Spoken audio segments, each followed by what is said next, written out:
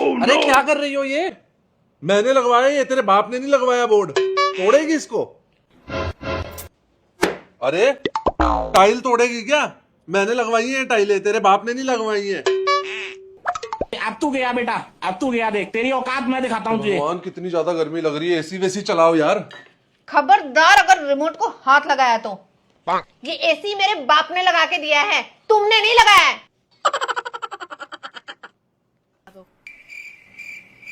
खबरदार अगर इस सोफे पे बैठने की जरूरत भी करी तो मेरे बाप ने लेके दिया है, ये आप नहीं लाए थे।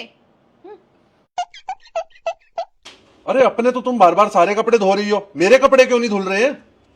क्योंकि वो वॉशिंग मशीन मेरे बाप ने लेके दी है, आप नहीं लाए थे। आपके कपड़े क्यों धुलेंगे उसके अंदर? खबरदार इस बेड पे बैठने की जरूरत नहीं है, मेरे बाप ने लेके दिया है, ये तुम्हारा नहीं है। जाओ जाके अपनी टाइलों पे सो।